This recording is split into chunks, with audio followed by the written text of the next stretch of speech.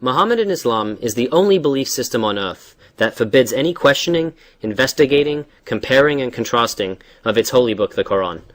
Will you provide details of this interesting phenomenon? I repeat once again that the greatest threat to the exposure of the falsehood of the Quran are knowledge of the Quran, hadiths, the Hebrew Bible, the New Testament, and related scriptures and history. As we have repeatedly shown and will continue to do so in our series, that it is by divine justice that the very hadiths that explain the Quran to the followers of Muhammad are the ones which completely and utterly destroy its alleged divine origin, as we shall prove yet again in this chapter. We have a report from Umar ibn al-Khattab that he said, "The Messenger of Allah stoned, Abu Bakr stoned, and I have stoned. I am not prepared to add to the book of Allah, the Quran, otherwise I would write it into the Mus'haf. For I fear that there will come some people who, not finding it, will not accept it." That is, not finding the stoning verse in the Quran. Umar summoned a group of the Muhajirs and the Ansar and inscribed their testimony on the margin of the Mus'haf. The testimony of Umar that the Messenger of Allah stoned adulterers. Muhammad bin Abu Bakr, Shamsul Imam Sarakhshi reports, Umar said from the pulpit, and part of what was revealed in the Quran read, "The Shaykh and the Shaykha, when they fornicate, stone them outright." Some will repudiate this, and that men would say, Umar has added to the book of Allah. I will write it on the margin of the Mus'haf. If Umar knew about such a verse or surah, then why is it not in the Quran? Where did it used to be in the Quran? Ubay asked Zir bin Hubays, "How many verses do you recite in Surah 33 Al-Ahzab?" Zir replied, 73 verses. Ubay asked if that was all. "I have seen it," he said, "when it was the same length as Al-Baqarah of 286 verses.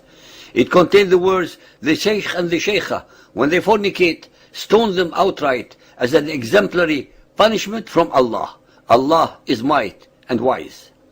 Ubay said, "It used to equal the length of Surah Al-Baqarah, and we used to recite it in Ahzab 33, the stoning verse." Ladies and gentlemen, this surah must have been similar in length to that of Al-Baqarah of 286, but ended being one of 73 only. How could anyone in his or her right mind accept such degradations in the Quran and still contend that it is divine, that its prototype is in heaven, and that it has not been altered since it was revealed to Muhammad? Is the prototype also truncated, perverted, and tampered with? What answers can the followers of Muhammad conjure up to explain away these catastrophic facts? Al-Ahzab 33 was identified as the surah originally containing the stoning verse, and in addition to Ubay and Abu Musa. Aisha reports that Ahzab used to be recited in the lifetime of the Prophet as having 200 verses, but when Uthman wrote out the Mus'hafs, all they could find was its present length. Aisha explains how the wording came to be omitted from the Mus'haf. The stoning verse and another verse were revealed and recorded on a sheet, Sahifa, which was placed for safekeeping under her bedding. When the Prophet fell ill and the household were preoccupied with nursing him, a domestic animal got in from the yard and gobbled up the sheet. Ibn Abbas said, had Ibn Adam possessed 2 wadis of pelf, he would have desired a third. Only dust will fill the mouth of Ibn Adam, but Allah relents to him who repents. Umar asked, "What is this?" Ibn Abbas replied that Ubay had instructed him to recite it. Umar took Ibn Abbas to confront Ubay. Umar said, "We don't say that." Ubay insisted that the Prophet instructed him. Umar asked him, "Shall I write it into the Mus'haf in that case?" This too is not written in the Quran. Burayd claims to have heard the Prophet recite Ibn Adam at prayer. The ayah was in Surah Yusuf, number 12. Ubay said, "Yes, this was before the copying of the Uthman Mus'hafs, on the basis of which the practice now rests." Zuhri reports, "We have heard that many Quran passages were revealed, but those who had memorized them fell in the battle of Yamama fighting. Those passages had not been written down, and following the deaths of those who knew them were no longer known. Nor had Abu Bakr nor Umar, nor Uthman as yet collected the text of the Quran.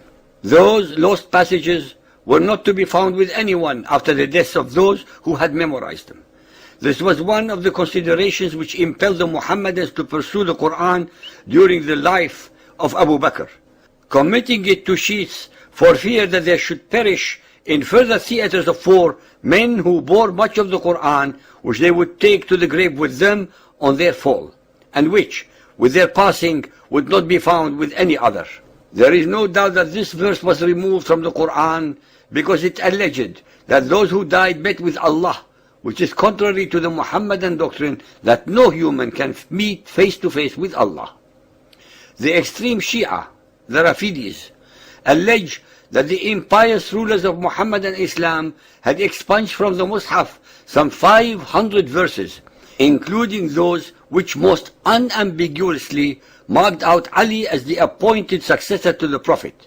The rebels against Uthman, justifying their revolt, enumerated amongst their grievances their resentment at his having expunged the Mus'hafs.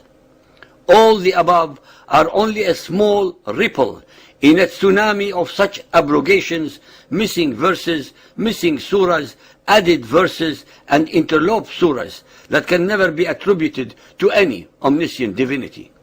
Contrary to all the allegations and dogma of the followers of Muhammad, the Quran that we have today is not the same that was allegedly revealed to Muhammad, but has been repeatedly and deliberately tampered with to fulfill sectarian agendas. What is extremely relevant to point out is that the ahadith and traditions were written by Muhammad's contemporaries and companions in Arabic, and are the ones that are making these assertions, and not some outsiders or enemies to the faith of Muhammadan Islam. As I mentioned before, that it is indubitably by divine justice that the hadiths single-handedly, without the need for outside help or interference, destroy the alleged divine origin and veracity of the Quran.